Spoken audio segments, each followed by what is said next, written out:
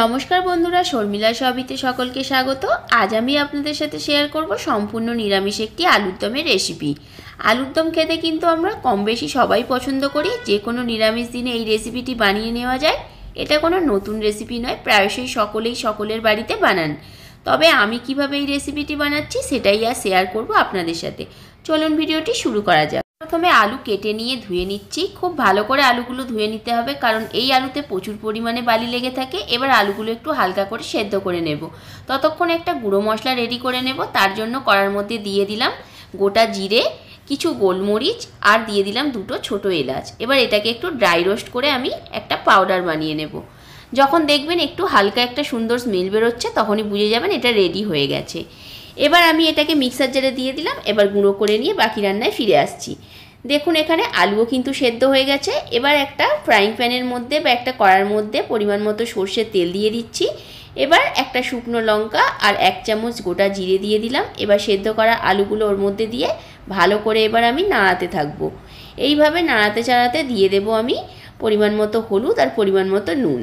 এবার খুব ভালো করে এগুলোকে একটু লাল লাল করে আমি ভেজে নেব। এরপর যখন দেখবেন ভাজা হয়ে গেছে, তখন এখানে দিয়ে দেবো আমি মটরশুঁটিগুলো দিয়ে দেওয়ার পর ভালো করে আবারও আমি এটাকে মিনিট 5 ধরে একটু ভেজে নেব। ভেজে নেওয়ার পর এবারে দিয়ে দেবো এখানে গ্রেট করা আদা। আপনারা এখানে আদা বাটাও ব্যবহার করতে পারেন। এবার ভালো করে এটাকে আলুর সাথে মিশিয়ে নেওয়ার পর দিয়ে দিলাম দুটো টমেটো।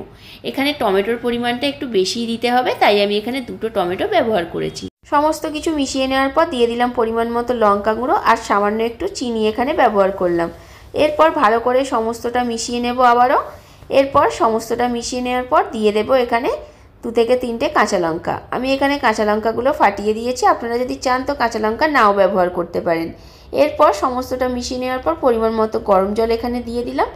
বেশি জল ব্যবহার করব না, যেহেতু আগে আমি আলুটা সেদ্ধ করে নিয়েছিলাম, তাই পরিমাণ মতো অল্প একটু জল দিয়ে সমস্তটা মিশিয়ে নিচ্ছি। এরপর পরিমাণ মতো নুন দিয়ে আবারও আমি ভালো করে মিশিয়ে নিচ্ছি সমস্তটা। নুনটা অবশ্যই পরিমাণ মতো ব্যবহার করবেন। এরপর এটাকে আমি ঢেকে 10 মিনিটের জন্য সেদ্ধ করে নেব বাকি অংশটা। এবার দেখুন 10 মিনিট পর যখন ঢাকনাটা খুলছি, জলটা প্রায় শুকনোও হয়ে গেছে আর আলুও কিন্তু খুব ভালোভাবে সেদ্ধ হয়ে গেছে। সমস্তটা আবারও একবার ভালো করে মিশিয়ে নিয়ে যে গুঁড়ো মশলাটা আমি রেডি করে রেখেছিলাম, সেই মশলাটা ওপর থেকে দিয়ে আবারও ভালো করে আমি সমস্তটা মিশিয়ে নিচ্ছি।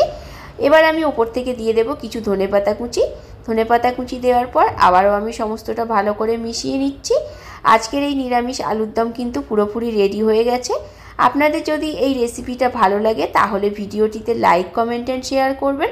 আর যারা চ্যানেলটিকে সাবস্ক্রাইব করেননি, চ্যানেলটিকে সাবস্ক্রাইব করে দিয়ে আমার পাশে থাকবেন।